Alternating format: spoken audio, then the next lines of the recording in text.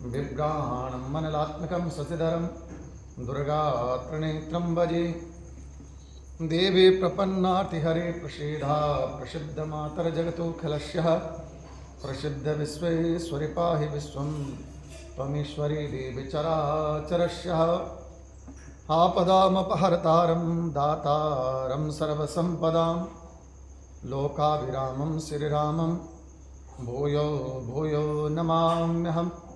उल्लङ्घ्य सिन्धु सलिलं सलीलं याशोकबहिनी जनकात्मजाया आदाय तेनेव ददाह लङ्का नमामि तां प्राञ्जलिराञ्जनेयम्।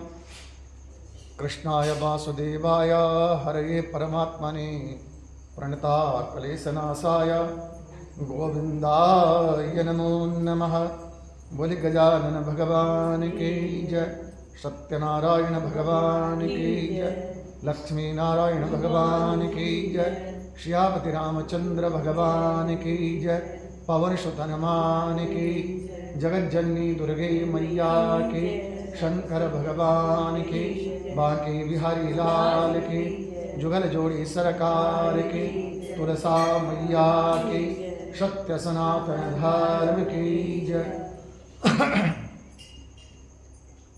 सर्वप्रथम भगवान श्री गणेश जी के चरणों में, भगवान श्री सत्यनारायण लक्ष्मी नारायण यज्ञनारायण भगवान के चरणों में, भगवान श्री मर्यादा पुरुषोत्तम सीताराम, भवानी शंकर उमापति महादेव, माँ भगवती जगज्जननी परम्बा जगदम्बा, माँ भगवती दुर्गा, भगवान श्री मधुर बिहारी राधा कृष्ण भगवान के चरणों में आवाहित और स्थापित सभी देवी देवताओं के चरणों में वंदना और प्रणाम करते हैं। साथ ही आप सभी भक्तवती बहनों के हृदय में माँ भगवती राजराजेश्वरी परम्बा जगदम्बा के चरणों में प्रणाम करते हुए सभी भक्तों के हृदय में, सभी वृंदों के, सभी संतों के हृदय में, सभी विप्रों के हृदय में निवास करने वाले श्री ठाकुर जी महाराज के चरणों में वंदन और प्रणाम करते हुए आज हम कार्तिक महात्म्य के कथा में प्रवेश करते हैं। और इस कार्तिक मास के पवित्र और पुण्य मास में, इस शुभ मास में भगवान श्री ठाकुर जी के चरणों का ध्यान करते हुए आज पुनः हम 16वें दिन जो है इस कार्तिक महात्म्य की कथा में प्रवेश करते हैं। आज गला थोड़ा सा कम बोल रहा है, काम ज़्यादा चला कल हमारा, तो जैसा सुनाई दे रहा है वैसे सुनते रहो, ठीक है। तो भगवान श्री ठाकुर जी की इस पुण्य मास में, पवित्र मास में, कार्तिक महात्म्य की कथा में कल हमने श्रवण किया धर्मदत्त नाम के ब्राह्मण की कथा। पहले जो है कि एक करवीर नाम के नगर था ना, करवीर नाम के नगर में एक धर्मदत्त नाम का ब्राह्मण रहता। वो ब्राह्मण जो है जितेंद्रिया, सत्कर्म करने वाला, दान करने वाला, धर्म करने वाला, यज्ञ करने वाला, जप करने वाला। बोला जन्मना जायते शूद्रो संस्कारा विरुच्यते। जरूरी नहीं कि कोई जो है ब्राह्मण हो और फिर ही उसकी प्रतिष्ठा है, ऐसा नहीं। जरूरी यह है कि उसके कर्म कैसे हैं। कर्म प्रधान विश्व रचिराखा, कर्मों की प्रधानता है। अगर कोई जो है किसी भी वंश में जन्म ले रखा है लेकिन उसके कर्म इतने सुंदर हो गए, कई बार आप यकीन मानो चलते चलते हम विप्र हैं, ब्राह्मण हैं, पूजा करवाते हैं, यज्ञोपवीत संस्कार वाले हैं, जनेऊ धारण करा हुआ है, तिलक रखी हुई है, सब चीज़ है, लेकिन कई बार भक्तों को देख करके भी ऐसा मन लगता है किसी को भक्त को देख करके कि इसके पांव छू ले। क्यों ऐसा क्यों होता है? क्योंकि अंतरात्मा बोलती है कि भाई ये इतना पवित्र है, ये इतना पुण्य है कि ये तेरे से भी ऊपर है। तो कुल मिला के क्या है कि इंसान के अगर कर्म बढ़िया हो ना, ब्राह्मण वही जिसके कर्म बढ़िया, चाहे वो किसी वंश का है, लेकिन उसके कर्म सुंदर होने चाहिए, उसके विचार सुंदर होने चाहिए, वो जो है परमात्मा के प्रति उसकी सच्ची श्रद्धा होनी चाहिए। जिसमें दिखने में कम और लगने में ज़्यादा लगे। दिखने में कम, बहुत बार भक्ति कैसी हो, बोला भक्ति जो है देखने वाला को पता न लगे, लेकिन जो भक्त है वो भक्त को पहचान जाता है। दूसरा भगत पहचान जाएगा कि ये किस सीमा का भक्त है, कितनी सीमा तक इसकी भक्ति चरम सीमा पर है। ऐसी बोला भक्ति होनी चाहिए। तो धर्मदत्त नाम के ब्राह्मण का जो है वर्णन आया कल के अध्याय में। वो जो ब्राह्मण था सदकर्म करने वाला था, अच्छे कर्म करने वाला था, भगवान के प्रति जिसकी सच्ची श्रद्धा और सच्चे भाव थे, ऐसा वह ब्राह्मण। अच्छा, जितने उसके सुंदर गुण थे ना, उतने ही डबल उसकी पत्नी के दुर्गुण थे। पति ब्राह्मण के गुण बहुत बढ़िया, लेकिन वो जो उसकी ब्राह्मणी थी, उसकी जो पत्नी थी, उसके उतनी ही ज्यादा दुर्गुण, और उसका नाम था कलह। पर मैंने कल भी बताया कि जतो नाम ततो गुणा, जैसे उसके नाम है वैसे उसके गुण भी हो जाते हैं। अब जिसका नाम ही कला है ना, किसी का नाम लड़ाकू सिंह रख लोगे तो लड़ता ही रहेगा, क्योंकि दिन भर लड़ाकू सिंह सुन रहा हो। तो अब वो कलाह नाम की जो उसकी भार्या, जो उसकी पत्नी, बोला उसके विचार, उसके कर्म सबसे बेकार थे। कैसे बेकार कर्म किसको कहते हैं जरूरी नहीं, वो बेकार कर्म ऐसे जो समाज के मुताबिक ना चले, ग्रस्त के मुताबिक ना चले, ग्रस्त धर्म का पालन सुंदर और सुचारू रूप से ना करे, वो जो है वो विचार, वो कर्म भी बेकार हो जाते। क्योंकि संसार में कहा है कि अगर सबसे सुंदर कोई धर्म है ना, तो वो ग्रस्त धर्म है। आप ग्रस्त धर्म का पालन बड़े भाव से करो, बड़े श्रद्धा से करो, और करो भी किस प्रकार से, ग्रस्त धर्म का पालन इस प्रकार से करो कि ठाकुर जी ने मुझे ये ग्रस्त दिया है। क्या दिया है? ठाकुर जी ने मुझे ये ग्रस्त दिया है, और इस ग्रस्त को मैंने जो है सुंदर कैसे बनाना है, इस ग्रस्त में मैंने जो है सद्भावना कैसे उत्पन्न करनी है, इस ग्रस्त में मैंने जो है सद्विचार कैसे लाने हैं। इस भाव से अगर कोई ग्रस्त जीवन का पालन करता है तो बोला वो घर, उसको बाहर जाने की जरूरत नहीं है। संसार के समस्त सुख उसके घर में और स्वर्ग उसके घर में। जी, जैसे गृहस्थी होती है, गृहस्थी में कोई गुरु भी बनते हैं, गुरु बन जाते हैं, जैसे उनका भी गृहस्थ जीवन है।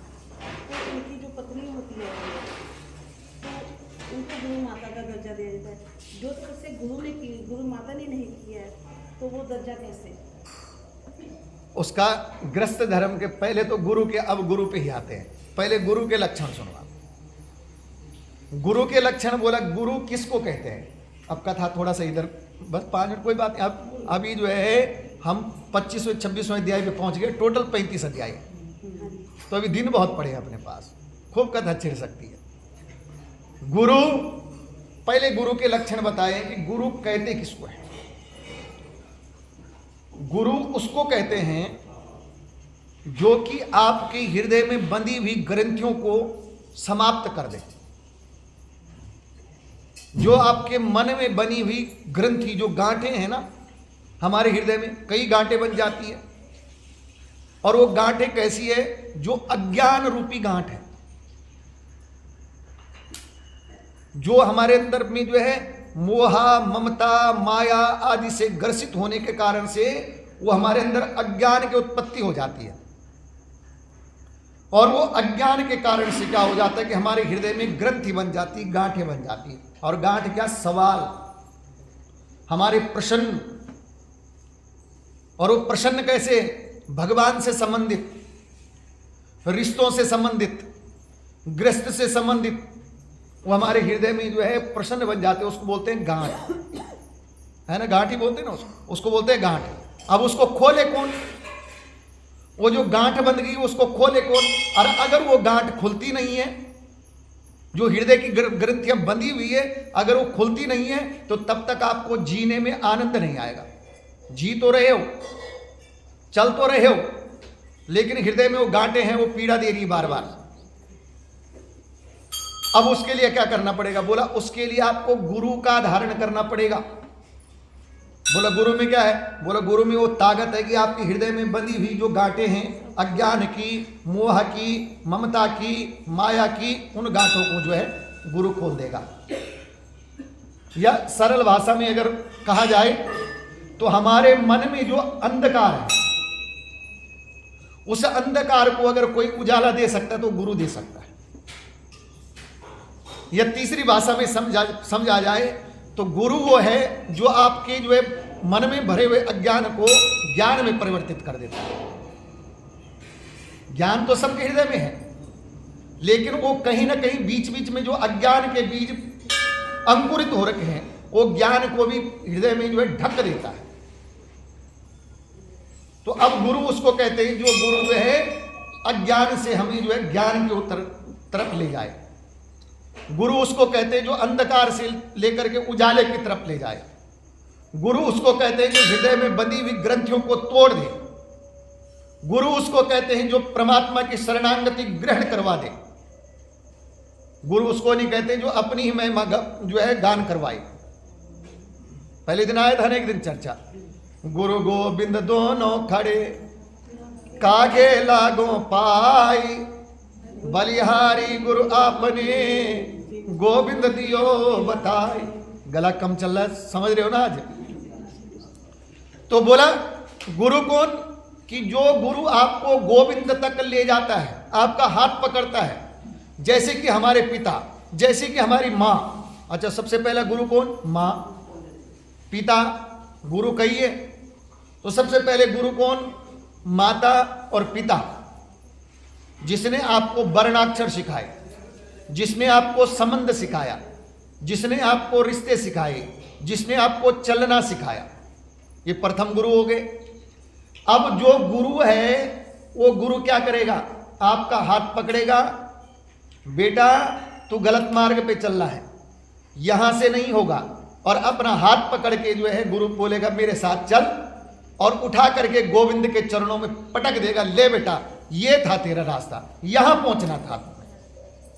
अब तक तू जो कर रहा था बेटा, तू भटक रहा था, लेकिन बेटा तेरी वास्तविक अगर कोई मंजिल है तो बेटा तेरी मंजिल ये है। कहां? परमात्मा की शरणागति में तेरी मंजिल है, यहां तूने पहुंचना था।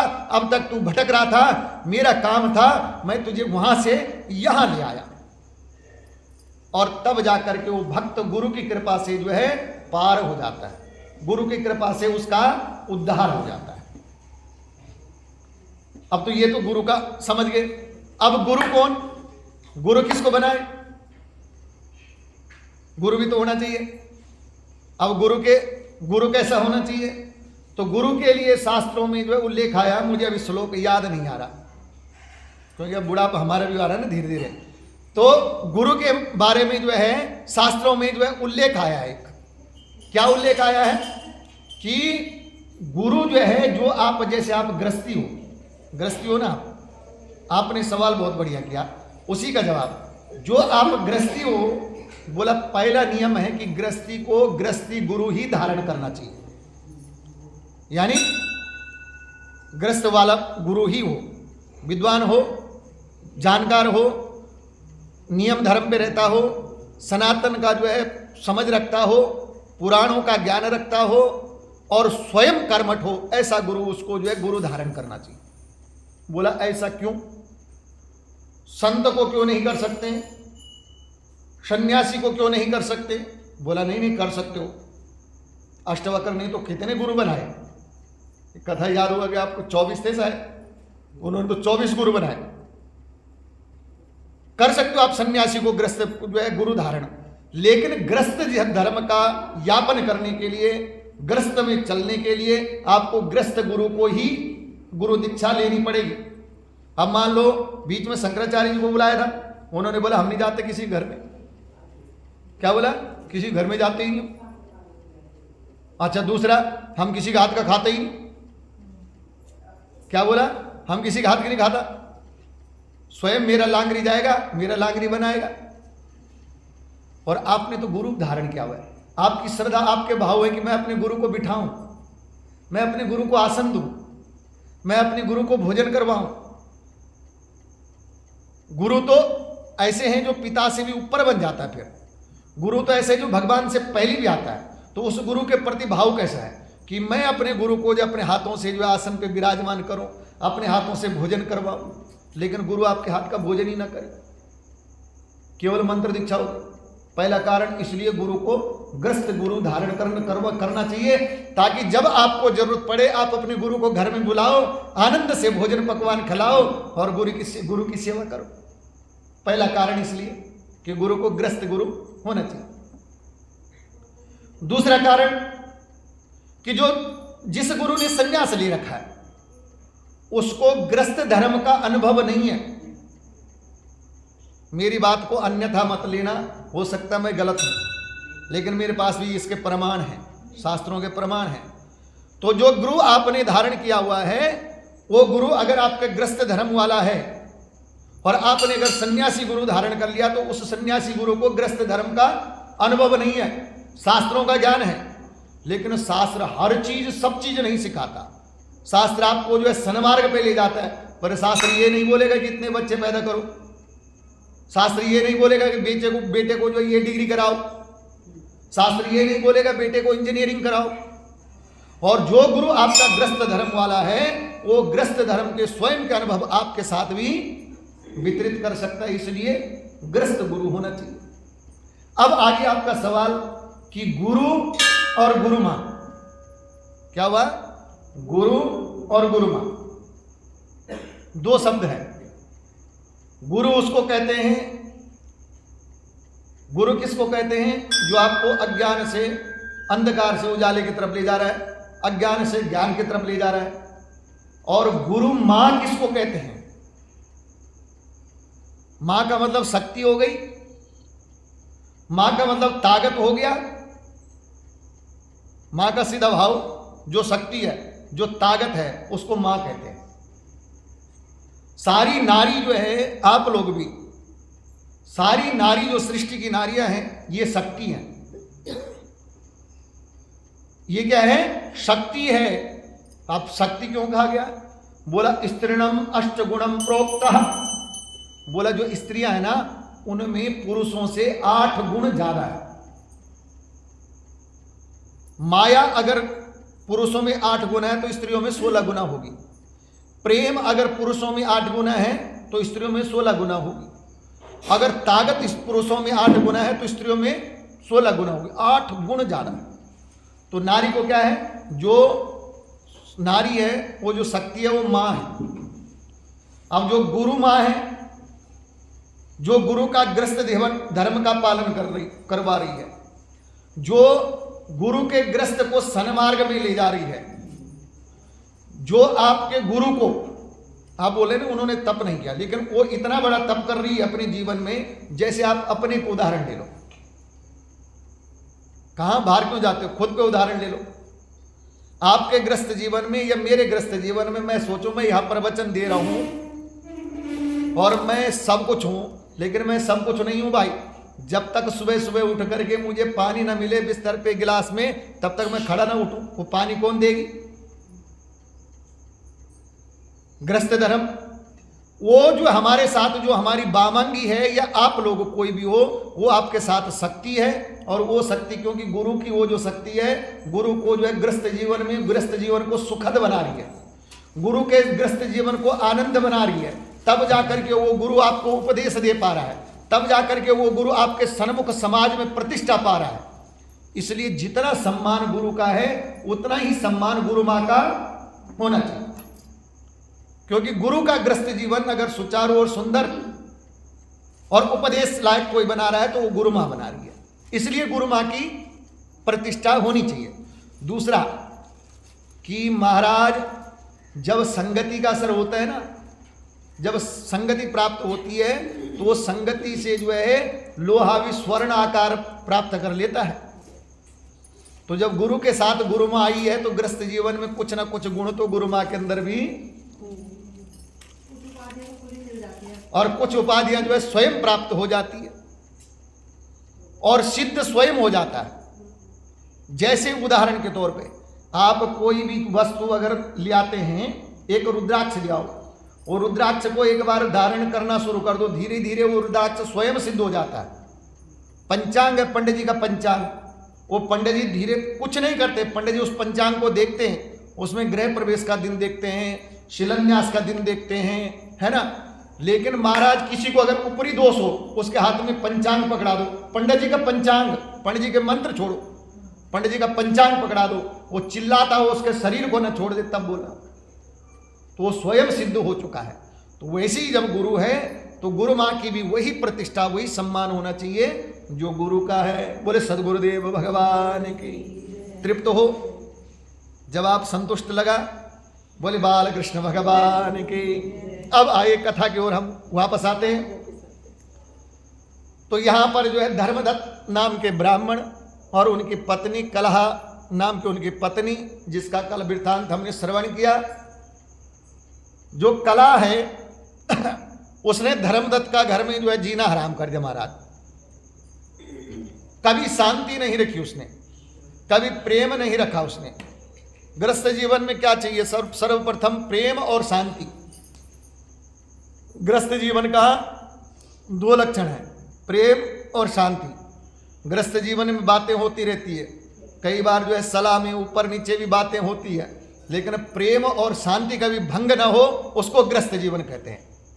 जरूर तो ना कि दो पति पत्नी जहाँ पे हैं वहाँ पे थोड़ा बहुत वार्तालाप भी होगी, थोड़ा बहुत किसी बात से अनबनता भी रहेगी, लेकिन प्रेम और शांति भंग ना हो, इस चीज का हमेशा जो है गृहस्थ जीवन में ध्यान रखना चाहिए। बोले बाल कृष्ण भगवान की। तो वो जो कलह नाम की जो पत्नी थी ब्राह्मण की, उसने कलह इतना उत्पन्न कर दिया, उसने इतनी अशांति उत्पन्न कर दी कि एक दिन जो है कलह ने, उसके पति ने धर्मदत्त ने दूसरा विवाह कर दिया। कलह को जो है क्रोध आया, अपनी गलती नहीं महसूस हुई, ये नहीं सोचा कि मैंने कितना गलत किया, लेकिन कला को क्रोध आ गया कि इसने दूसरी शादी क्यों करी, और विष खा करके समाप्त हो गई। राम नाम सत्य हो गई विष खा करके, है ना। और जब विष खा करके समाप्त हो गई तो सीधा पहुंची नरक। 4 लक्षण है नरक के, 4 लक्षण मैंने पहले एक दिन बोला था, और उस कला में 4 लक्षण थे। कौन कौन से लक्षण? बोला अत्यंत कोपा कटुता च वाणी, दारिद्रता च स्वजने सुबैरम। बहुत ज्यादा जिसके अंदर गुस्सा हो, बहुत ज्यादा जिसका जो है स्वभाव खराब हो। कटुता च वाणी, दूसरा लक्षण बोला हमेशा कड़वा बोलता हो, मीठा कभी बोला ही ना हो। हर दारिद्रता च, मन हमेशा दरिद्री बना हुआ है। आपके पास चाहे थोड़ा सा धन है, लेकिन उस धन में आनंद से रहना चाहिए, मन को दारिद्रता में नहीं लाना चाहिए। धन तो ये कहते हैं ना, पैसा तो हाथ का मैल, ऐसे ही कहते, ऐसे ही कहा जाता है ना। तो जितना भी धन है उस धन में, उतने साधन में आनंद से रहना चाहिए। और कभी ऊपर मत देखो, ऊपर मतलब अपने ऊपर होता क्या है, कलेश कहां पे होता है, अशांति कहां पे होती है। जब हम ऊपर देखते, अरे बाप रे बाप उसकी तो इतनी बड़ी कोठी है, मेरे तो छोटे सा मकान है, अरे बाप रे बाप उसकी तो इतनी बड़ी गाड़ी है, मेरे पास तो गाड़ी नहीं है। हम ऊपर देखते हैं, हमारी निगाह क्या होती है, ऊपर। तो तब हमारे मन में अशांति आती है। देखना कहां चाहिए, अपने से पीछे, कि मैं तो बहुत आनंद में हूं, मेरे ऊपर तो ठाकुर जी ने बड़ी कृपा करी है। अरे बाप रे बाप उनके पास तो घर भी नहीं है बेचारों के पास, उनके पास गाड़ी भी नहीं है बेचारों के पास, जिनके पास कम से कम मैं किराए के घर पे तो हूं, वो तो किराए के घर पे भी नहीं है, झुग्गियों में। जब आप पीछे देखोगे तो तब आपके मन में क्या नहीं आएगा, दारिद्रता नहीं आएगी। दारिद्रता चा, बोला दरिद्री नहीं होना चाहिए। और चौथा लक्षण बोला स्वजनी सुबैरम, और एक लक्षण बहुत खतरनाक, बोला अपने जनों का कभी विरोध नहीं करना चाहिए, अपने जनों के साथ कभी कलेश नहीं करना चाहिए। कोशिश करो कि हमारे जितने रिश्ते हैं ना वो संभल के रह जाए, वो रिश्ते हमारे बन के रहें। और उसमें 2 चीज होगी, एक तो ताकत मिलेगी बाजों में। महाराज जहां जाओगे ना, आपके जहां अगर आपके अपने रिश्ते हैं ना, तो कोई रिश्ता पंजाब में है, कोई यूपी में है, कोई मध्य प्रदेश में है, लेकिन सबको अपने अपने बना रखा है। और जब अपना बना रखा है तो आपको लगेगा पंजाब मेरा, हिमाचल मेरा, मध्य प्रदेश मेरा, मैं जहां जाऊं वहां मेरा घर है। हिम्मत रहेगी ना, ताकत रहेगी ना शरीर में, मन में विश्वास रहेगा ना। और जब आपके रिश्ते खराब रहेंगे, जब आपके संबंध खराब रहेंगे रिश्तेदारी में, तो क्या होगा, आप अपने तक सीमित रहोगे, सोचोगे यार वहां जाऊं कि ना जाऊं। क्यों? क्योंकि वहां रिश्ता खराब हो गया। और अगर रिश्ते अपने हैं तो उससे क्या होता है, बोला सब हमारे को एक तो ताकत रहती है, और दूसरा लक्षण क्या है, बोला हमारा जो है मन शांत रहता है। तो 4 लक्षणों को जो है बताया। बोला चौथा लक्षण बताया स्वजनी सुबैरम, और बाद में बताया बोला चत्वारि चिन्हानि, बोला ये जो 4 चिन्ह है ना ये बहुत खराब है। कौन कौन से? बोला पहले बहुत ज्यादा गुस्सा, दूसरा कड़वी वाणी, तीसरा दरिद्रता, और चौथी अपने जनों का विरोध। बोला ये 4 लक्षण विष हैं, विष। जिसके जीवन में ये 4 लक्षण आ गए, समझ लो कि मैं धीरे धीरे विष पी रहा हूं। बोला क्या होगा उस विष से? बोला चत्वारि चिन्हानि नरगः बसंती, जिसके अंदर ये 4 लक्षण आ गए और इन 4 लक्षणों से उसने सुधार नहीं किया, बोला धीरे धीरे धीरे धीरे वो अपने नरक की तरफ जा रहा है। बोले बाल कृष्ण भगवान की। तो अब ये जो कलह नाम की जो धर्मदत्त की पत्नी थी, इसके अंदर 4 लक्षण थे, और जब विष पी करके मरी उसके बाद सीधा नरक में चली गई। और नरक में गई तो धर्मराज ने बुलाया, यमराज ने बुलाया चित्रगुप्त को, क्योंकि यमराज के तो चित्रगुप्त मीन है, हेड ऑफ डिपार्टमेंट है चित्रगुप्त। चित्रगुप्त को बुलाया। अच्छा चित्रगुप्त पता कौन है? जो बही खाता लिखता है। चित्रगुप्त वो है जो हम बही खाता जो हम कर रहे हैं वो वहां लिख रहा है। अगर मैं कथा कर रहा हूं तो चित्रगुप्त वहां लिख रहा होगा, पंडित वहां कथा कर रहा है महाराज, वो कथा में झूठ बोल रहा है कि नहीं बोल रहा है वो लिख रहा होगा, है ना, क्योंकि उसका काम है। ब्रह्मा जी के मानसी पुत्र हैं श्रवण और श्रवणी।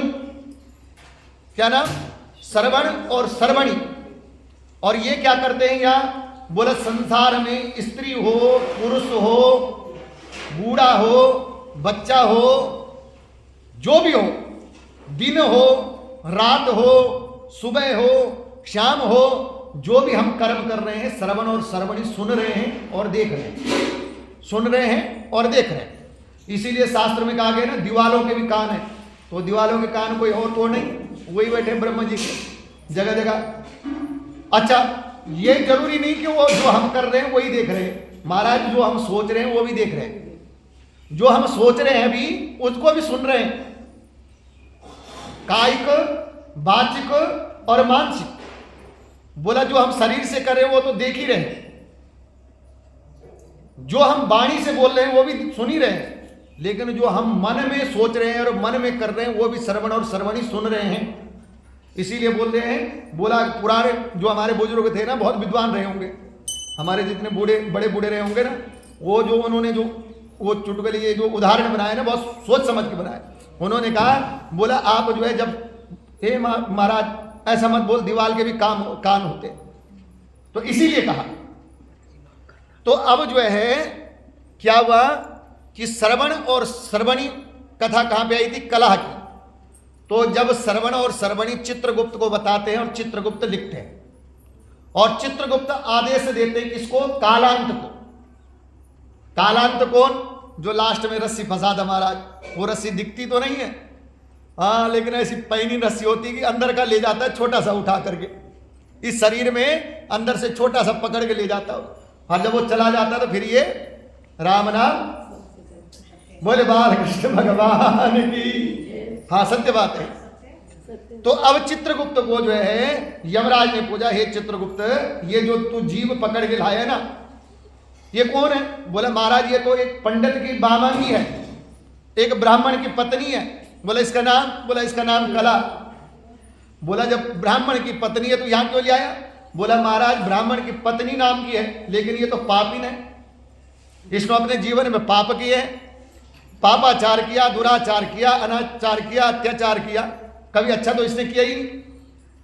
बोला बता फिर क्या क्या किया इसने? बोले महाराज क्या बताऊं, इसने तो हमेशा कलेश किया, इसलिए इसको तो मुझे लगता है इसको चमगादड़ के रूप में लटका देना चाहिए। इसने कभी किसी के साथ जो है शांति नहीं रखी। बोला इसको सूकर के रूप में, सुअर के रूप में इसका जन्म दे देना चाहिए। महाराज इसने जो है अपनों को छोड़ करके गुप्त होकर के जो है अन्नपान स्वयं खाती थी चुपके से, इसलिए इसको बिल्ली के रूप में जन्म दे देना चाहिए। और तीसरा कहा महाराज ये जन्म तो तब दे, मुझे तो लगता है जितने इसने पाप किए ना, इसको कहीं जो है एकांत में छोड़ करके इसको प्रेत बना देना चाहिए। बोले बाल कृष्ण भगवान। अभी वो 3 जन्म आए नहीं थे, उससे पहले उसको भेज दिया। प्रेत योनि में भटकती रही। कल आपने कथा सुनी होगी। बाद में वो जो है एक जो है किसके वैश्य के शरीर में प्रवेश कर गई। कौन? कलह। लेकिन प्रवेश करी, वो तीर्थ में गए तो भगवान विष्णु के दूतों ने उसको उस शरीर से बाहर निकाल दिया। उसके बाद कौन? यहां पर जो है इनको श्रीहरि कहां गए? तो इसके बाद जो है यहां पर जो है वो कलह जो है जब यहां आई तो यहां पर जो है इसको जो है मुक्ति की प्राप्ति हुई। किसके रूप में? एक तुलसी के जल से, तुलसी युक्त जल से जो है उसको मुक्ति की प्राप्ति हुई, है ना। और इस प्रकार से जो है तुलसी युक्त जल से जब उसको जो है मुक्ति की प्राप्ति हुई। अब कह रहे हैं कल कहां तक चले थे? हम यहीं तक चले थे, है ना। और तुलसी युक्त जल से जब जो है चित्रगुप्त जो है तुलसी युक्त जल से जो है उसको जो है कल मुक्ति की प्राप्ति हुई। और इस प्रकार से जो है कह रहे हैं वो कलह ने कहा, बोला इस तरह से कलह के वचनों को सुन करके, उनके कर्मों का परिणाम सुन करके, दुखी से कष्ट भरी बातें सुनकर जो है चंचलावृत्ति वाले दीर्घ काल तक विचार से दुखी होकर के, और इस प्रकार से जो है धर्मदत्त विष्णुदत्त, क्या इसके पति का नाम क्या था? और इस प्रकार से जो है नहीं, धर्मदत्त ने तो कलह को जो है तारण किया था। धर्मदत्त ने उस कलह नाम की जो है तारण किया था। तो धर्मदत्त ने कहा कि तीर्थ दान व्रत आदि करने से जो है पाप विनिष्ट हो जाते हैं, किंतु प्रेत शरीर में रहने से तुम्हारा कोई कर्मों का बोला अधिकार नहीं है। इसीलिए मैं तुम्हारे को साधन तो बहुत बता दूं, तरीका तो बहुत बता दूं, दान है, जप है, तीर्थ है, इस प्रेत तत्व की मुक्ति के लिए मैं तुम्हारे को जो है बहुत प्रकार से जो है उपाय बता दूं। लेकिन हे कलह, कह रहे हैं बोला हे कलह, जो मैं तुम्हारे को तीर्थ बताऊंगा, जो मैं तुम्हारे को दान बताऊंगा, वो तुम कर नहीं सकती, क्योंकि तुम्हारे अधिकार क्षेत्र में नहीं आता। और इस प्रकार से जो है तुम्हारे अधिकार क्षेत्र में नहीं आता, इसलिए मैं क्या करूंगा? बोला हे कलह, मैंने जितने भी जो है आज तक जो है भिक्षु नाम के ब्राह्मण, हाँ अभी तक मैं ये जो कला थी ये भिक्षु नाम के ब्राह्मण सौराष्ट्र देश में थी, थोड़ा कथा में गलत चल रहे थे हम। भिक्षु नाम के ब्राह्मण की पत्नी थी और सौराष्ट्र देश में की ये थी। तो धर्मदत्त ने इसका उद्धार किया। और कल की कथा यहां तक चली थी कि धर्मदत्त ने कहा कि हे कला, मैं तेरा उद्धार के लिए साधन तो बहुत बता दूं, दान है, जप है, तीर्थ है, यज्ञ है, लेकिन तू प्रेत शरीर में, इसलिए तू उसको कर नहीं सकती। तो अब मेरी बात सुन ले ध्यान से, तेरे ऊपर मुझे दया आ गई। तो बोला क्या करो? बोला जो मैंने हाथ में जल लिया तुलसी वाला जल, और तुलसी वाले जल से बोला आज तक जो भी मैंने सदकर्म किए, जो भी मैंने कार्तिक मास का व्रत किया, जो भी मैंने एकादशी के तिथि का व्रत किया, मैं उन व्रतों का जो पुण्य है वो आधा पुण्य इस प्रेत को देता हूं। और वो जल जो है उस कला के ऊपर छोड़ दिया। बोले बाल कृष्ण भगवान की। और इस प्रकार से जो है जब उसके ऊपर छोड़ा, और साथ में 12 अक्षर मंत्रों का ओम नमो भगवते वासुदेवाय करके वो जल उसके ऊपर छोड़ा, और उसी समय उसका शरीर महाराज जो कला जो प्रेत था, वो जो प्रेत थी ना, वो पहले शरीर कैसा था? अमंगल रूप था, जिसके शरीर में कहीं हड्डी मांस नहीं दिखाई दे रहा था, विकराल शरीर। लेकिन जब धर्मदत्त ने वो तुलसी वाला जल आधा पुण्य जब उसके शरीर पे छोड़ा, तो महाराज 10 दिशाओं से बोला रोशनी, प्रकाश प्रकाशित हो गया।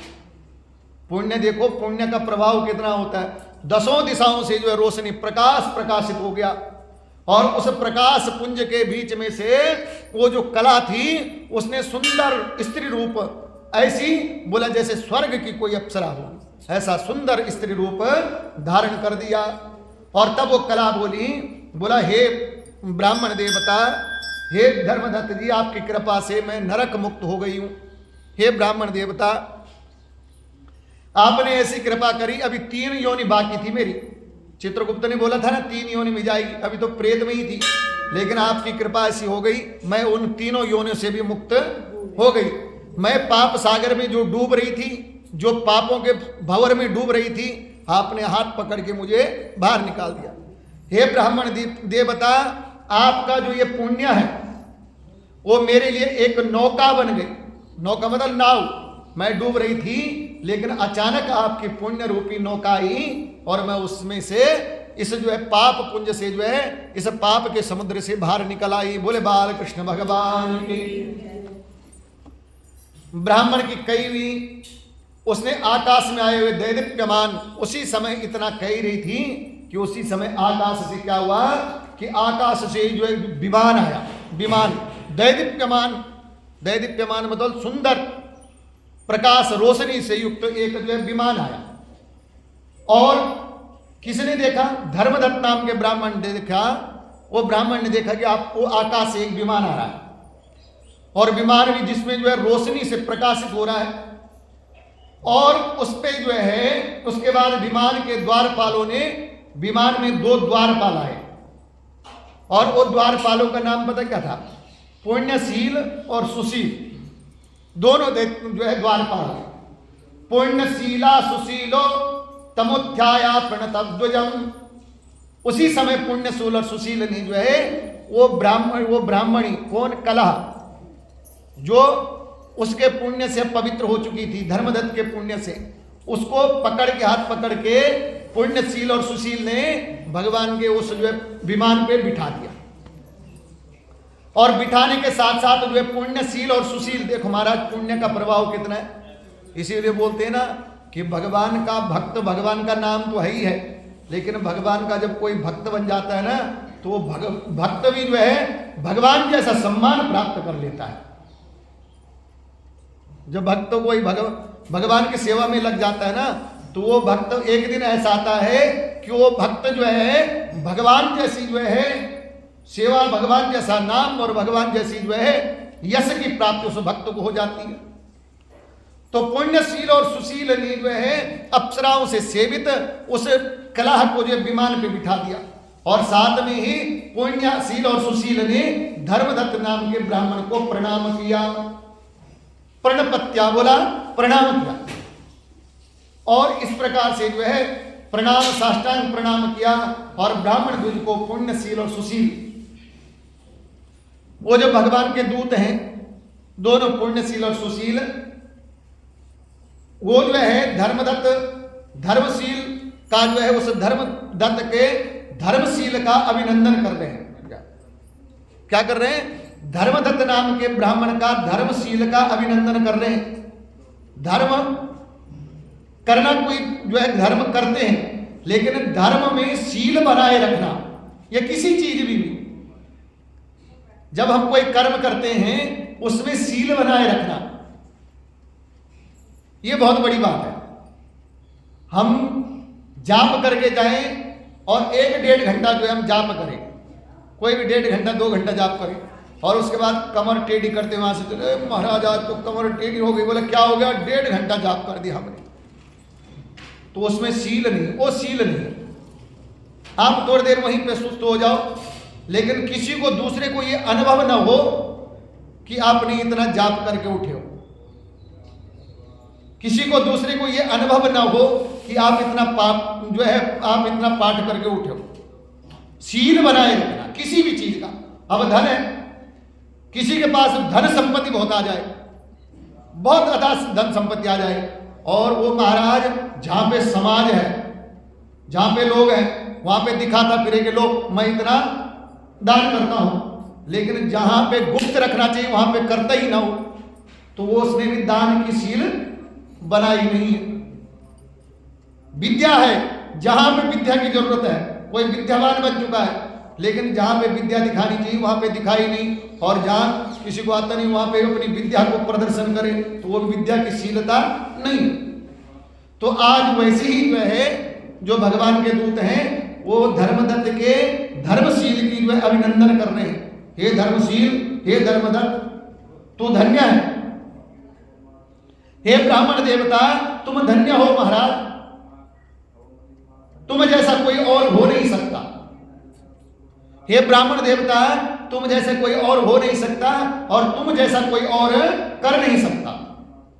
क्योंकि महाराज हमारे पास अगर 5,000 जेब में होना और रास्ते में कोई बोले तेरे पास 5,000 है, 2,500 मुझे दे दे, 2,500 तू रख ले, कोई नहीं देगा। बोले बाहर कृष्ण भगवान की।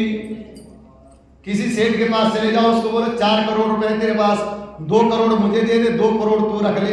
वो बोले आ बेटा पुलिस बुलाता हूं, पहले तुझे बंद करवाता हूं। बोले बाहर कृष्ण भगवान की, है ना। तो बोलने का भाव अर्थ वो दूत कह रहे हैं भगवान के कि हे धर्मदत्त, तेरा जैसा कोई हो नहीं सकता, तेरा जैसे कोई कर नहीं सकता, क्योंकि तूने जीवन लगा दिया अपना, तूने जीवन भर भगवान की भक्ति करी, तूने जीवन भर भगवान की सेवा करी, तूने जीवन भर एकादशी के व्रत किए, लेकिन जब उसका पुण्य घड़ा भर गया था, अब तुझे जरूरत नहीं थी, भर गया था तेरा पुण्य का पुंज, धीरे धीरे करते जाता, तू तो वैसे भी वैकुंठ चला जाता। लेकिन हे धर्मदत्त, जब एक प्रेत को जरूरत थी तो तूने उसके ऊपर कृपा करी और अपना पुण्य आना उसको दे दिया, इसलिए तू धन्य है धर्मदत्त, तेरे जैसे कोई और हो नहीं सकता। क्योंकि परोपकार पुण्याया, क्या लिखा है, 18 पुराणेषु व्यासस्या वचनम द्वयम। 18 पुराण में लिखा हुआ, 18 पुराण का सार है, लिखा नहीं, 18 पुराण का सार है। सार मतलब निचोड़, कि परोपकार पुण्याया, परोपकार जैसा कोई पुण्य हो नहीं सकता। और पापाया पर पीड़न, अगर दूसरों को पीड़ा हो गई हमारे द्वारा तो उससे बड़ा पाप कोई हो नहीं सकता। तो हे धर्मदत्त, कौन करे, भगवान विष्णु के बार करके दे बोला, हे धर्मदत्त तू धन्य है, तूने बहुत बड़ा परोपकार किया। तो जब तूने इतना बड़ा परोपकार किया ना, तो हम भी भगवान के भक्त हैं। कौन करे, पुण्यशील और सुशील, तूने इतना पुण्य किया है ना, तूने इतना बड़ा परोपकार किया है ना, तो हम भगवान के बारगद हैं, हम भगवान के दूत हैं। भगवान का दूत होना मतलब जो भगवान के शरणों में रहे, जो भगवान के चरणों में रहे, जो भगवान की सेवा करे, जिसने दिन रात 8 याम भगवान का सुमिरन किया हो, चिंतन किया हो, जिसके हृदय में, जिसकी नस में, जिसकी आत्मा में भगवान हो, ऐसा ही भगवान का जो है दूत बन सकता है, ऐसा भगवान का पहरेदार बन सकता है। तो आज वो पुण्यशील और सुशील बोले, हे धर्मदत्त तूने इतना बड़ा परोपकार किया है, जा आज हम विश्वास से कहते हैं जितना पुण्य तूने इसको दिया ना, उससे 10 गुना पुण्य तुझे प्राप्त हो जाएगा। बोले बाल कृष्ण भगवान की। महाराज दिया उसने आधा था, प्राप्त हो गया 10 गुना प्राप्त हो गया। बोला जा धर्मदत्त, तुझे जो है 10 गुना जो है पुण्य की प्राप्ति होगी। हे साधु, इस प्रकार के अनेक भोगों को जो है, और पुण्यशील और सुशील नाम के जो भगवान के बार खत्ते ना, उन्होंने साथ में और भी क्या कहा, हे धर्मदत्त सुन मेरी बात। थोड़ा मेरी भाषा थोड़ा ना कथा सुनाने की थोड़ा सा ओखड़ सी है, समझ लिया करो आप, भाव है मेरे सुनाने के पास। तो वो जो है पुण्यशील और सुशील कह रहे हैं, बोला हे धर्मदत्त सुनो मेरी बात। बोला तुमने जो ये आज पुण्य किया है ना, तुमने जो ये परोपकार किया है, हे धर्मदत्त नाम के ब्राह्मण सुनो, जब तक तुम्हारी आयु है संसार में सुख भोगो, संसार में आनंद से रहो, और इसकी भी चिंता मत करो। और जो तेरी दूसरी बामांगी है, दो विवाह थे ना उसके, बोले हे धर्मदत्त इसकी चिंता तो करनी क्यों, क्योंकि ये जो है तुम्हारी 2 बामांगी थी, धर्मदत्त की भी 2 पत्नी थी। धर्मदत्त नाम के ब्राह्मण की, वो विष्णुदत्त की भी 2 थी, लेकिन धर्मदत्त की भी 2 जो है बामांगी थी। बोला हे धर्मदत्त अब मेरी बात सुन, ये तो जो जारी है वैकुंठ में, ये तो जारी है सत्यलोक में, लेकिन हे धर्मदत्त जब तक तेरी आयु है तो सुख से रह। जिस दिन तेरी आयु पूर्ण हो जाएगी, तेरे लिए भी ऐसी विमान उतरेगा और दोनों पत्नियों के साथ तू कहां निवास करेगा, बोले भगवान के वैकुंठ में, सत्यलोक में, गोलोक में निवास करेगा। बोले बाल कृष्ण भगवान की।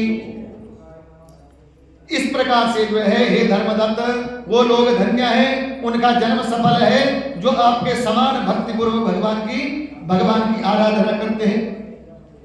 और कह रहे हैं वो पुण्यशील और सुशील, कह रहे हैं धर्मदत्त मैं तो इतना कह सकता हूं, पुण्यशील सुशील कह रहे हैं, बोला तुम संसार के लिए एक उदाहरण, और तुम्हारे जैसे भक्त ही धर्म जो है धन्य है। नहीं तो शरीर तो सबको मिला है, शरीर किसको नहीं मिला? किसी को 2 टांग का मिलेगा तो किसी को 4 टांग का मिला हुआ है। शरीर तो सबको मिला हुआ है। शरीर राजा को भी मिला हुआ है, शरीर रंग को भी मिला हुआ है, शरीर ज्ञान को भी मिला है, शरीर अज्ञान को भी मिला है। लेकिन इस शरीर में रह करके ये सुंदर जो भगवान ने जो है, भगवान का जो वरदान, ये जो शरीर है, इसमें रह करके जिसने परमात्मा की प्राप्ति कर ली, बोला वही धन्य है, और धन्य नहीं है। धन्य वो है जिसने मनुष्य शरीर प्राप्त करके भगवान की शरणागति ग्रहण कर ली। अच्छा, वास्तव में हमारा लक्ष्य वही है। क्या है? इंसान का लक्ष्य क्या है? भगवान। इंसान का लक्ष्य क्या है? परमात्मा की प्राप्ति। इंसान का लक्ष्य क्या है? ज्ञान। और ज्ञान किसका? वही परमात्मा का। सनातन किसको कहते हैं पता है? सनातन का मतलब जो सदा था, जो सदा है और जो सदा रहेगा। और ऐसा कौन हो सकता है? ऐसा भगवान ही हो सकते हैं। भगवान सदा थे, भगवान सदा है और भगवान सदा रहेंगे। जब ये सृष्टि जल में थी तब भी भगवान थे, जब ये सृष्टि तल में है तब भी भगवान है। तो अब लक्ष्य क्या है? वो जो सदा है उसको हमने पकड़ना है। वो कहां है? वो जो सदा है हमने उसके चरणों में जाना है। जो सदा नहीं उसको क्यों पकड़ना? मैंने एक दिन कहा था ना कि जो सदा है नहीं उसको पकड़ना क्यों नहीं? क्यों पकड़ना उसको? जो हमारा नहीं है उसको क्यों पकड़े? जो हमारा नहीं है उसको क्यों सुनाई?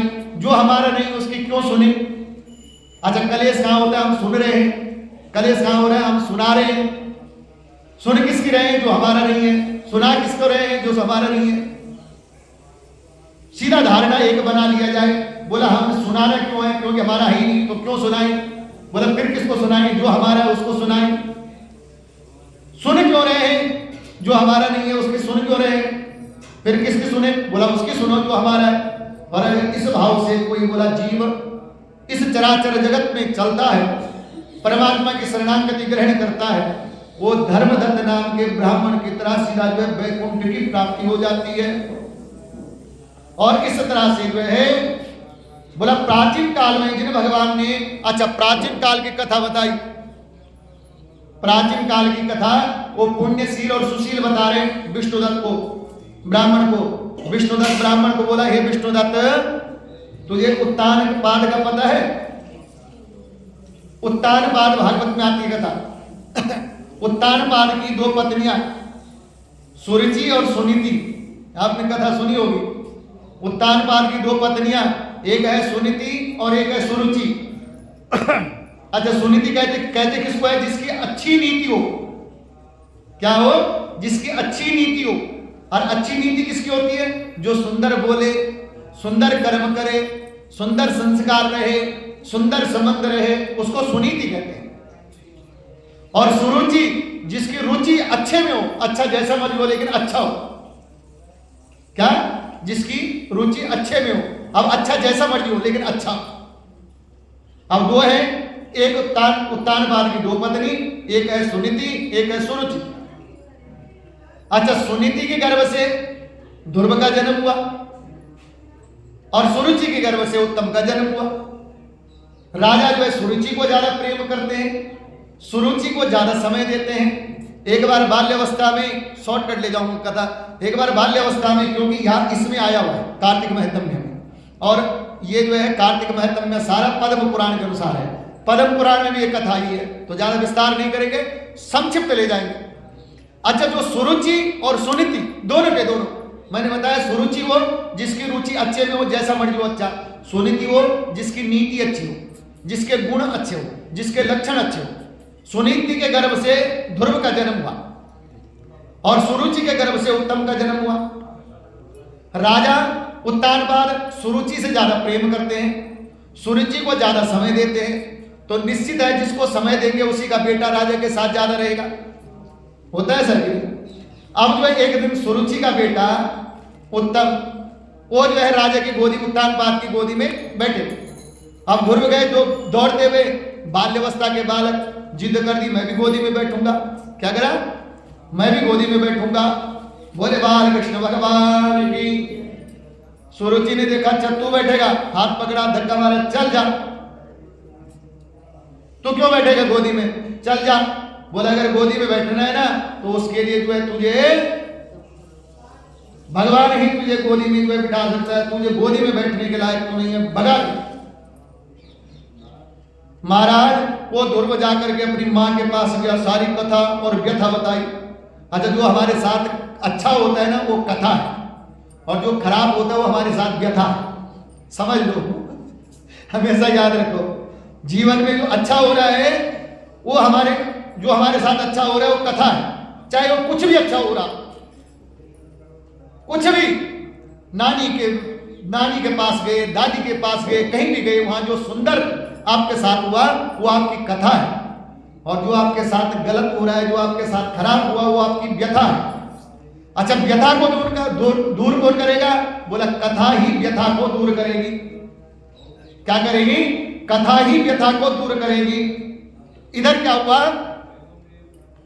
कि सुरुचि का बेटा जो है, जब सुरुचि ने उसको धक्का मार दिया ध्रुव को, तो ध्रुव जाकर के जो है जाकर के मां के पास गया, मां को बोला, रोने लग गया। बोले क्या वो बेटा? बोला मुझे धक्का मार के गोदी से उतार दिया, पिता की गोदी से बैठने नहीं दिया। बोला क्या बोला? सारी कथा लगाई।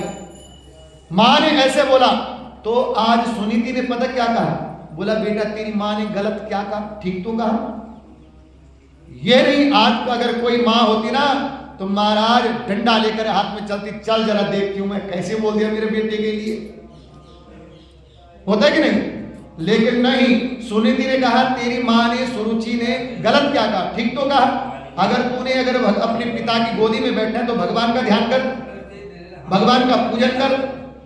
अब महाराज ध्रुव को ऐसी लत लगी, ऐसी बाणी लगी, लंबा विस्तार नहीं ले जाएंगे, कि सुरुचि ने जो है वो जो है ध्रुव जो है तप के लिए चल पड़े। नारद जी की कृपा से नारद जी ने पहले डराया भी, बाघ होते वहां, शेर होते वहां, खा जाएगा तेरे को, भूत होते वहां। लेकिन महाराज जब परमात्मा नाम की लगन लग जाए, जब उसका नशा चढ़ जाए, जब तो उसका नशा आपके नस नस में फैल जाए, तो फिर डर किस बात का, भय किस बात का। तो अब ध्रुव के तो नस नस में जो है प्रभु नाम का जो है नशा चढ़ चुका है, और तप के लिए गया, तप किया। ज्यादा लंबा कथा नहीं ले जाएंगे। और परमात्मा की ऐसी कृपा हुई कि महाराज कई हजार वर्ष तक जो है जिस पिता की गोदी में बैठने से उतार दिया था, उसी गद्दी पे जो है ध्रुव ने राज किया। बोले बाल कृष्ण भगवान की। और बाद में भगवान ने देखो भगवान की भक्ति में, भगवान की भक्ति प्रेम में इतनी ताकत है। भगवान ने बोला बेटा तुझे यहाँ गोदी से उतारा है, यहाँ राज भोग करके जब तू जाएगा ना, तेरे लिए अलग लोक का निर्माण कर दूंगा। और वहां उसको जो है ध्रुव लोक का निर्माण करके ध्रुव को वहां विराजमान कर दिया। बोले बाल कृष्ण भगवान की। तो यहां पर जो है कौन कह रहे हैं? पुण्यशील और सुशील कह रहे हैं। भगवान के दूत कह रहे हैं पुण्यशील सुशील कि हे, बोला हे धर्मदत्त सुन, ये पुण्य देख, भगवान की भक्ति में इतनी ताकत है। और प्राचीन काल की फिर इतिहास सुनाया। प्राचीन काल का इतिहास, गज और ग्रह की भी कथा सुनाई। कथा तो लंबी हो जाएगी इसलिए लंबा नहीं ले जाएंगे। गज और ग्रह की भी कथा सुनाई। बोला भक्ति जब देखो, ग्रह ने गज को जब पकड़ लिया तो उसने भगवान का नाम तक नहीं लिया, लेकिन भगवान की स्तुति करी। नाम नहीं लिया लेकिन स्तुति करी, हे प्रभु जो दीनों के रक्षक हैं। क्या स्तुति करी? जो दीनों के रक्षक हैं, जो भक्तों के रक्षक हैं, जो सभी पाप को मिटाते हैं, जो सभी ताप को मिटाते हैं, जो सभी संकटों का हरण करते हैं, ऐसे प्रभु के चरणों में मैं प्रणाम करता हूं। हे दीनों के पालक प्रभु, हे भक्तों की रक्षा करने वाले प्रभु, आज मेरे भी प्राण संकट में आ चुके हैं, आप मेरी रक्षा कीजिए। और भगवान ने गज ग्रह कर वहां पर उद्धार की कथा सुनाई कि किस प्रकार से जो स्मरण करके उसको जो है गज को जो है ग्रह से जो है मुक्त कर दिया। बोले बाल कृष्ण भगवान की। तो अतएव पुण्यशील और सुशील कह रहे हैं कि आपके द्वारा पूजित भगवान विष्णु आपको आपकी दोनों पत्नियों के साथ आपके अनेक हजार वर्षों तक आपका सानिध्य प्रदान करेंगे, एक वर्ष नहीं। हे विष्णु, हे धर्मदत्त, जब तेरी यहां से मुक्ति होगी, जब तू यहां से जाएगा, हजारों वर्ष तक तू जो है भगवान के सानिध्य को प्राप्त करेगा। और उसके बाद बोला सुनो, और इसके बाद मजेदार कथा, ये छोटी छोटी कथा सुन लेनी चाहिए महाराज, इसमें ज्ञान बहुत होता है। बोले बाल कृष्ण भगवान की। वो जो विष्णुदत्त को पता क्या को जो है उसको क्या कह रहे हैं, धर्मदत्त को पता क्या कह रहे हैं, विष्णुदत्त तो कला का पति था, ध्यान रखना आगे से, पंडित जी की तरह भूल मत जाना। विष्णुदत्त जो है कला का पति और ये था धर्मदत्त। ये धर्मदत्त के ब्राह्मण को कहा, हे धर्मदत्त सुन, तो जो है सत्यलोक गोलोक में जाएगा, हजारों वर्ष तक गोलोक में और सत्यलोक में निवास करेगा, भगवान के अंग संग रहेगा। और उसके बाद जब तेरे पुण्य क्षीण हो जाएगा, हिसाब होता है ना भाई, बराबर हिसाब होता है ना। अब तराजू है, एक तराजू आप बराबर रख लो, अब एक तराजू से आप अन्न खाते जाओ खाते जाओ खाते जाओ खाते जाओ, एक दिन ऐसा होगा वो अन्न समाप्त हो जाएगा, दूसरा तराजू नहीं जाएगा। ये तो लेखा जोखा है भाई। अब मैंने किसी को पैसे दिया है, भाव है मेरे समझाने के, समझ लो, उखड़ी भाषा में समझा रहा हूं। मैंने किसी को पैसे दिए हैं 1000 रुपये, और पर डे मैं उससे 1 रुपया वापस ले रहा हूं। क्या ले रहा हूं? प्रत्येक दिन मैं 1 रुपया वापस ले रहा हूं। हमेशा तो नहीं रहेंगे, एक दिन तो एक ऐसा आएगा 15,000 समाप्त हो जाएंगे। वैसी पुण्य है, वो पुण्य के प्रभाव से जो हम वैकुंठ को चले गए, सत्यलोक को चले गए। लेकिन वो धीरे धीरे सत्यलोक में खर्चा हो रहा है ना भाई, वो पुण्य का खाता है, वो बैलेंस लेकर के गए। उदाहरण के तौर पे आप जेब से जो है टूरिस्ट वीजा पे बाहर चले जाओ और 10 लाख लेके चले जाओ बाहर विदेश में, घूमो आप, 1 महीने घूमोगे, 2 महीने घूमोगे, जेब देखते रहोगे कितना रहा कितना रहा कितना रहा। जैसे ही लगेगा टिकट के ही पैसे रह गए, चलो वापस इंडिया चलते हैं। बोले बाल कृष्ण भगवान। ऐसे ही है ना। वैसे ही जब हमारा पुण्य का घड़ा है, वो जब हमारा खाता भर जाता है, उसको लेकर के ये शरीर से जो आत्मा है वो वैकुंठ को चले जाती है। और वैकुंठ में धीरे धीरे जब वो पुण्य खर्चा होता है, जब वो पुण्य समाप्त हो जाता है, फिर से इंसान मनुष्य जीवन में उसको प्राप्त होता है। बोले बाल कृष्ण भगवान की। तो पुण्यशील और सुशील नाम के जो है भगवान के जो है जो दूत है, वो कह रहे हैं उससे विष्णुदत्त से कि धर्मदत्त से कि हे धर्मदत्त, जब तेरा वहां पुण्य क्षीण हो जाएगा वैकुंठ में, सत्यलोक में, तब जाकर के तेरा फिर जन्म होगा। और जन्म कहां होगा पता? बोला तेरा सूर्य वंश में। 2 वंश हुए ना, एक सूर्य वंश और एक चंद्र वंश। तो बोला हे धर्मदत्त, फिर जाकर के तेरा सूर्य वंश में तेरा जन्म होगा। और बोला वहां क्या होगा? बोला तू जो है एक राजा विख्यात होगा, और वो राजा का नाम, तेरा नाम उस सूर्य वंश में पता क्या होगा? बोला राजा दशरथ होगा। बोले बाल कृष्ण भगवान की। वो धर्मदत्त नाम का ब्राह्मण उसको तब कह दिया। सत्यलोक की जो है, मैंने पहले एक दिन कहा था ना, ये कथा जो है 3 युगों में जाती है, 3-4 युग में जाते हैं, सतयुग, द्वापर, त्रेता, कलयुग, सब में ये कार्तिक महत्म की कथा घूमती है। तो बोला तू सूर्य वंश में जन्म लेगा और तू राजा दशरथ होगा। तेरी ये जो 2 पत्नियां हैं आज, वहां भी तेरी 2 पत्नियां होंगी।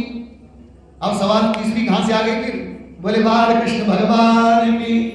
दशरथ के तो 3 थी ना। तो बोला ये दोनों पत्नियां तेरी वहां होंगी, और इस प्रकार से जो विख्यात होगा। और साथ में तीसरी पत्नी अपने पुण्य के अर्धभाग से, जो पुण्य है ना, 2 पत्नी तो तेरी यही होगी। कौन सी? जो तेरी अब पत्नी है धर्मदत्त की।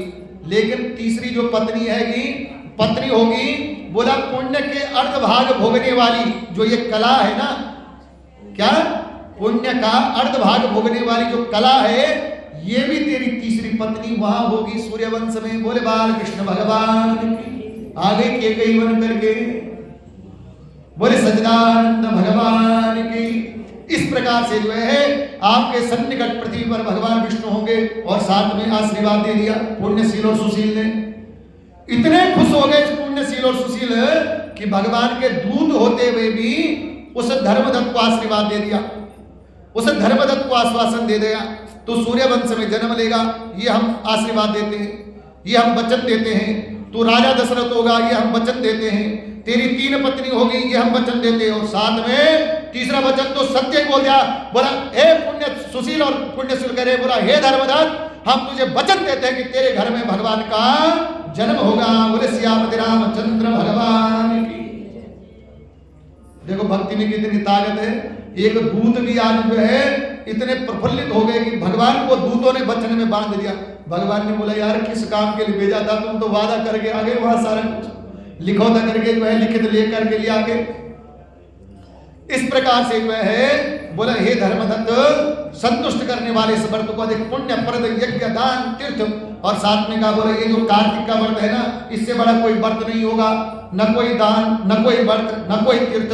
जो कार्तिक में सुबह उठ करके तुलसी माता को जल चढ़ाए, तुलसी की सेवा करे, तुलसी के आंगन को रोपे, तुलसी की जो है सेवा करे, ठाकुर जी की सेवा करे, शंकर भगवान की सेवा करे, बोला इससे बड़ा कोई दान नहीं, इससे बड़ा कोई तीर्थ नहीं, इससे बड़ा कोई तप नहीं है। श्रद्धा भाव से कार्तिक मास में ये करेगा, उसकी समस्त मनोकामना पूर्ण हो जाएगी। और हे विप्र, उस पुण्यशील और सुशील मेरे बोला हे विप्र आप धन्य हो जो भगवान विष्णु को प्रसन्न करने वाले इस व्रत को सावधानी पूर्वक आपने किया। हे धर्मदत्त तुम धन्य हो महाराज।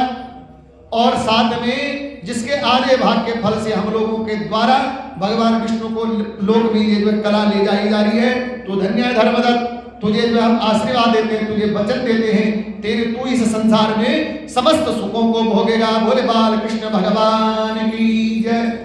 आज की कथा यहीं पर हम विराम देते हैं।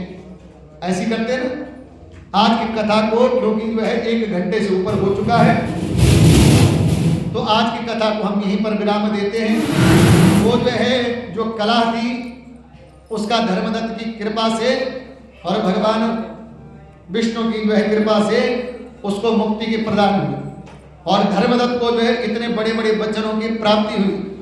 तो ये जो भक्त हैं, भक्त के वश में भगवान हो जाते हैं। भगवान क्या है? भक्त के वश में है। भगवान कभी स्वतंत्र नहीं है। भगवान को कहते हैं कि भक्त के अंदर भी जो है भाव होनी चाहिए। वो जहाँ चाहे जैसा चाहे मुझे नचा सकता है, मैं तो जहाँ मर्जी आप नृत्य करवाओ, लेकिन भाव होनी चाहिए, लेकिन प्रेम होना चाहिए। तो आज की कथा को जो है हम भगवान के चरणों में अर्पित करते हैं। इन शब्दों के साथ आज जो है कथा को यहाँ पर विश्राम देते हैं। कल की कथा में पुनः जो है धर्मदत्त और गणों का उसके बाद जो है आख्यान आएगा और उसके बाद जो है कल की कथा में जो गण है ना, विष्णुदत्त की भी कथा आएगी, इसकी जो कला का पति है। और उसके बाद साथ में किसकी कथा आएगी? जो पुण्यशील और सुशील है उनकी भी कथा आएगी। उन्होंने भगवान के वो द्वारपाल कैसे बन गए, उनकी भी कथा जो है कल परसों में आएगी। आप श्रवण करेंगे परमात्मा की कृपा से। तो आइए आज की कथा को यहाँ पर विराम देते हैं और साथ ही श्री कमल नेत्र का पाठ। श्री कमल नेत्र कट पीतांबर कुंडल कर लुकुटिया सावरे राधे बदम फूल जमुना धेनु आगे सकल गोपियों के मन हरम पीत वस्त्र गरुड़ वाहन चरण सुख सागरम करत गेल करोल निश दिन कुंज भवन उजागरम अजर